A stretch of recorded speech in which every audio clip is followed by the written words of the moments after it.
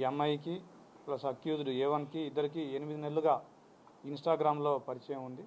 వీళ్ళిద్దరూ ప్రేమించుకుంటున్నారు. అయితే ఈ ప్రేమకు సంబంధించి తల్లికి కూడా అవగాహన ఉంది. ఈ అబ్బాయి కూడా ఒక 5-6 సార్లు వచ్చి వీళ్ళ ఇంటి దగ్గర ఉండడం జరిగింది. అయితే లేటెస్ట్గా తల్లి వీళ్ళిద్దరి ప్రేమ వ్యవహారాన్ని అబ్జెక్షన్ చేస్తూ ఉంది.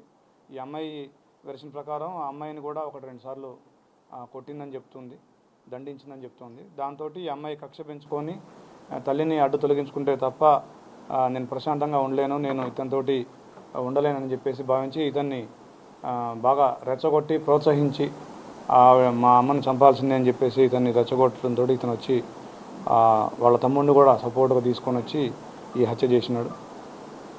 అయితే ఇందులో ఈ అమ్మాయి ఎవరైతే ఉందో 8th to 12th కూడా వీళ్ళు కట్టంగూరు వెళ్ళి ఈ అక్యూజ్డ్ ఇంట్లో ఉండడం జరిగింది. ఈ అమ్మాయి వాళ్ళ చెల్లె ఎవరైతే మైనర్ గర్ల్ 14 years గర్ల్ ఉందో ఆ అమ్మాయి కూడా వెళ్ళి ఉన్నారు.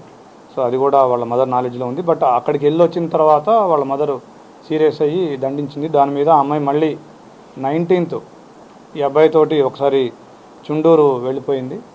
అప్పుడు పోలీస్ కంప్లైంట్ ఇచ్చింది. వాళ్ళ మదర్ వచ్చి మిస్సింగ్ కేసు ఇవ్వడం జరిగింది. దాన్ని మనం కిడ్నాప్ కింద కట్టేసి ఇమీడియట్గా 20th రోజు ట్రేస్ చేసి ఆ అమ్మాయిని వీడియోగ్రఫీ తోటి అదేవిధంగా స్టేట్మెంట్ రికార్డ్ చేసి ఆ అమ్మాయిని వాళ్ళ మదర్కి అప్పగించడం జరిగింది. తర్వాత ఇది 23వ తారీఖు సాయంత్రం ఈ ఘటన జరిగింది. సో ఇమీడియట్గా వీళ్ళని 24 hours ఈ అక్యూజ్డ్ని అప్రహెండ్ చేసినందుకు ACP Balanagar, SHO Jeedimetla, DI Jeedimetla and other police staff అందరినీ కూడా అభినందిస్తూ ఉన్నాను. Thank you. యా ఈ శివ డీజే ఆపరేటర్గా చేస్తుండేవాడు. ఇతను కట్టంగూరులో ఉంటాడు. ఇతనికి 19 years, ఇంటర్మీడియట్ సెకండ్ ఇయర్ చదువుతున్నాను చెప్తున్నాడు. ఎక్కువగా డీజే ఆపరేటర్ చేసి ఇతనికి ఆదాయం సంపాదిస్తూ ఉండేవాడు. ఈ డిసీజ్డ్ ఎవరైతే ఉందో ఈవిడ తెలంగాణ సాంస్కృతిక కళాకారుల బృందంలో సభ్యురాలు. గత 20 సంవత్సరాలుగా హైదరాబాద్లో ఉంటుంది. వీళ్ళ నేటివ్ వచ్చేసి ఇనుగుర్తి గ్రామం, కేసముద్రం మండలం, మహబాద్ జిల్లా.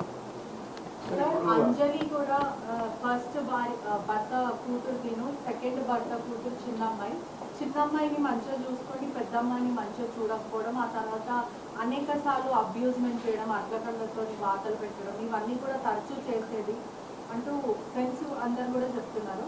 అదే కాక శివతో అమ్మాయి రిలేషన్షిప్ ఉన్నప్పుడు వాళ్ళ మదర్ ఫస్ట్ యాక్సెప్ట్ చేస్తుంది. వీళ్ళు కూడా లివింగ్ రిలేషన్షిప్లో ఇంట్లోనే ఉన్నారు. వాళ్ళ మదర్ కూడా పెళ్లికి ఒప్పుకుంది. ఆ తర్వాత శివాని డబ్బుల కోసం బ్లాక్మెయిల్ చేయాలనుకుంటుంది. అదే మీరు చెప్పిన వాటిలో చాలా విషయాలు నేను కూడా కవర్ చేశాను, దాదాపుగా అవే చెప్పాను.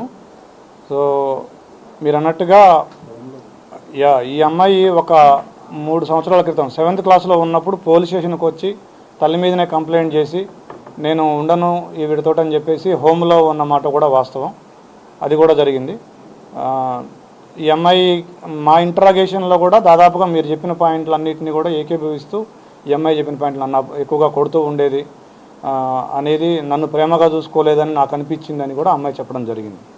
జిల్లా హై స్కూల్లో కూడా ఈ అమ్మాయి సెక్షువల్ హరాస్మెంట్ కేసు కూడా పెట్టిందని చూస్తారండి. ప్రిన్సిపల్ పైన టీచర్ ఎవరైతే అక్కడ పనిచేస్తున్నారో ఆ టీచర్ కూడా ఇబ్బంది పెట్టిందని ఒక్కసారి వాళ్ళ మదర్ పోలీస్ స్టేషన్కి రావడం జరిగింది. అది మా నోటీసులో లేదు.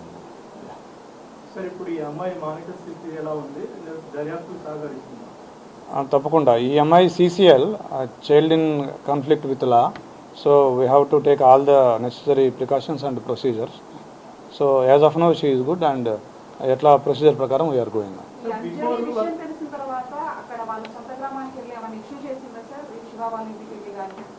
లేదు లేదు, కేవలం బిడ్డతో మాత్రమే ఆవిడ హార్ష్గా ఉంది, కానీ అక్కడికి వెళ్ళడం కానీ అట్లాంటిది ఏమి లేదు.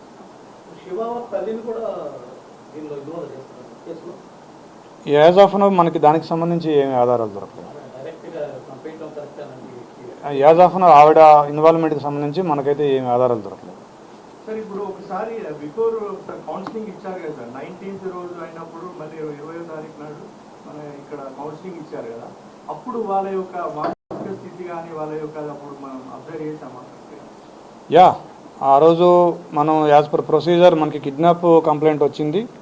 దాని తర్వాత ఆ కిడ్నాప్లో మనం ఎప్పుడైతే ట్రేస్ చేసామో యాజ్ పర్ ప్రొసీజర్ మనం ఒక ఉమెన్ ఆఫీసర్స్ తోటి వీడియోగ్రఫీలో ఆవిడ స్టేట్మెంట్ రికార్డ్ చేయడం, 161 స్టేట్మెంట్ రికార్డ్ చేయడం, తర్వాత ఆవిడ ఏమేమి చెప్పిందో అదంతా కూడా మనం రైట్ డౌన్ చేయటం, వీడియోగ్రఫీ చేయటం అవన్నీ చేసాము. యాజ్ పర్ ప్రొసీజర్ చేసాము.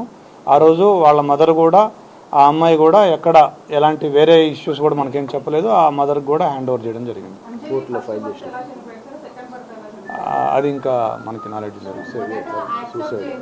ఓకే పెళ్లి చేస్తామని శివతో మాట్లాడడం, శివ వాళ్ళ ఇంట్లోనే కొన్ని రోజులు ఉండడం, ఇదంతా జరిగింది. ఆ తర్వాత మళ్ళీ ఎందుకు యాక్సెప్ట్ చేయడం, అందరు నో చెప్పడం?